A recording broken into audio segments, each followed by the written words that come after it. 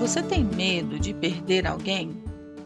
Um fenômeno emocional que acontece quando a gente está diante da iminência da perda de um ente querido. A gente chama de luto antecipatório. Isso pode ocorrer em situações de doenças terminais, envelhecimento avançado. É um processo complexo. Vai misturar tristeza, medo, culpa, dor. E, na verdade, a pessoa sofre antes da perda real.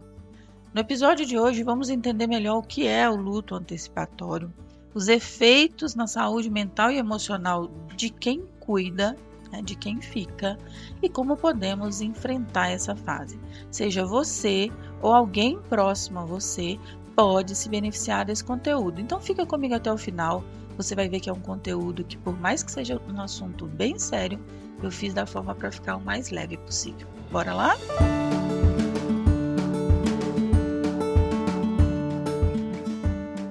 Olá, eu sou a Sheila, eu sou psicóloga, sou mentora de carreira e o meu objetivo com esse podcast é te ajudar a ter uma boa saúde mental, uma autorregulação emocional, desenvolvimento pessoal e profissional. Na psicologia, recomenda-se no processo de luto antecipatório um primeiro passo de reconhecer as suas emoções. É bem importante que você se permita sentir e veja como essas emoções se manifestam, pois tem uma série de reações antes de uma perda concreta, né? Pode envolver sentimento de tristeza profunda, ansiedade constante e, em muitos casos, uma sensação até de impotência.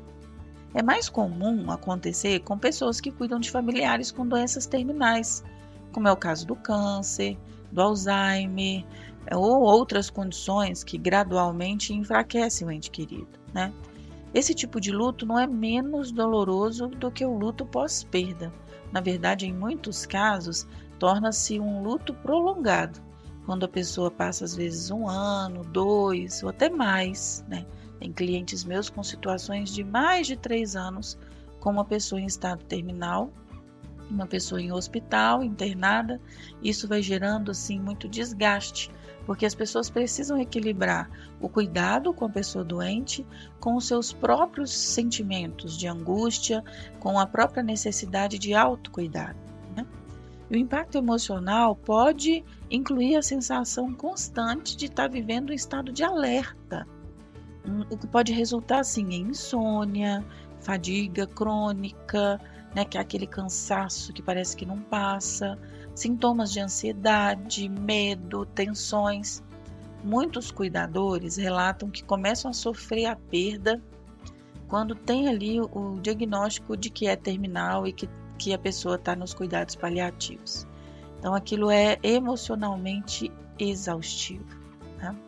Então, outro ponto a se considerar é que o luto antecipatório ele também pode ter seu ponto positivo, por assim dizer, porque ele traz a oportunidade de trabalhar com as despedidas conscientes.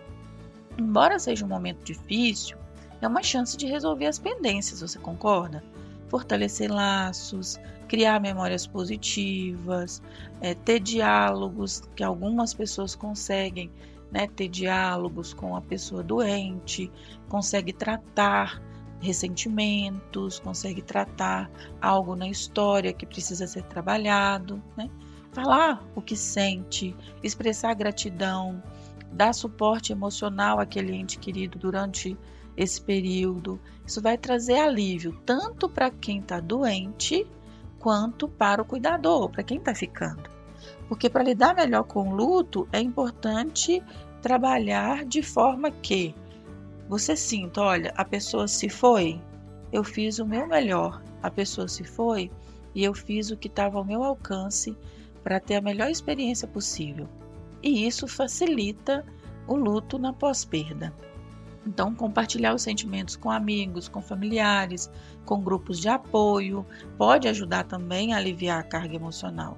Então, tem grupos de apoio de cuidadores, de doentes que estão em meios paliativos. E é claro, o acompanhamento psicológico é essencial para processar essa montanha russa de emoções, né?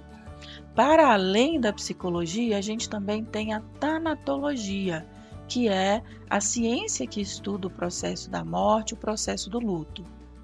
E a tanatologia, ela vai ter também contribuições bem significativas, porque vai assim tratar esse estudo da morte, do morrer, abrangendo aspectos físicos, psicológicos, sociais e até espirituais relacionados ao fim da vida.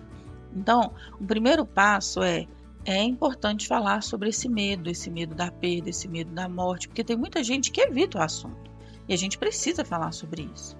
A tanatologia ela vai derivar do grego thanatos, que significa morte, e logos, que significa o estudo do discurso, né, da comunicação. E esse campo, que é interdisciplinar, vai compreender não apenas a morte em si, mas o impacto que ela tem nos indivíduos e na sociedade. Depois que a gente passou pela pandemia, é inclusive um estudo que ganhou muita força, mas é um estudo antigo, sabe? Uma das figuras mais influentes na tanatologia é a doutora Elizabeth Kübler-Ross, que é uma psiquiatra suíço-americana. Não sei se você já ouviu falar do livro Sobre a Morte e Morrer.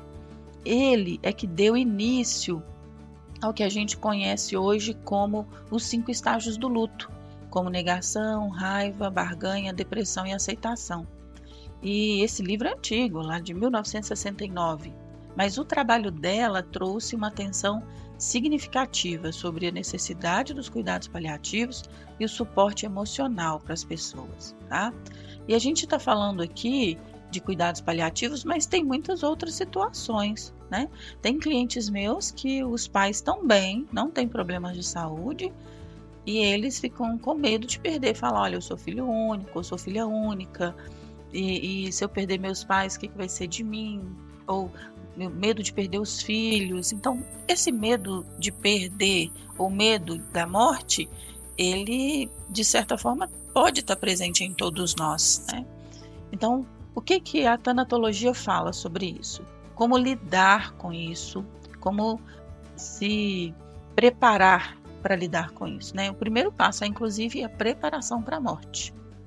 Discussões abertas sobre o fim da vida, sabe?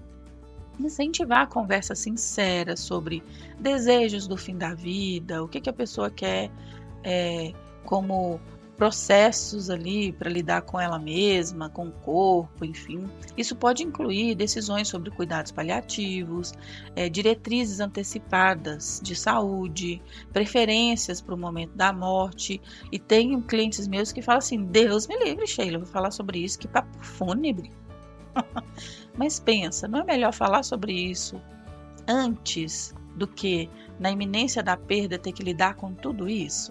Então, por exemplo, uma família pode se reunir e discutir e documentar as preferências de um ente querido, sobre os tratamentos médicos, sobre as cerimônias de despedida, deixar isso tudo decidido.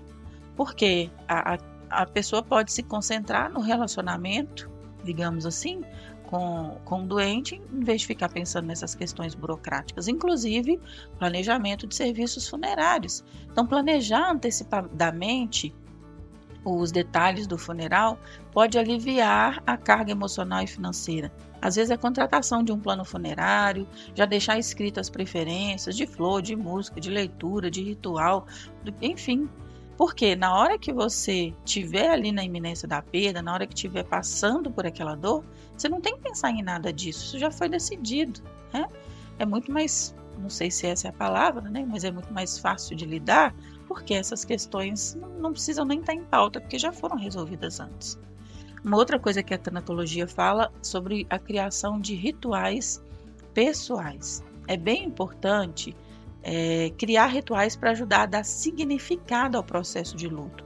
Então, às vezes, acender uma vela diariamente em homenagem à pessoa, criar uma colagem de fotos com os melhores momentos da pessoa, plantar uma árvore, né? Uma cliente minha plantou no terreno dela uma árvore frutífera de uma fruta que a pessoa gostava muito.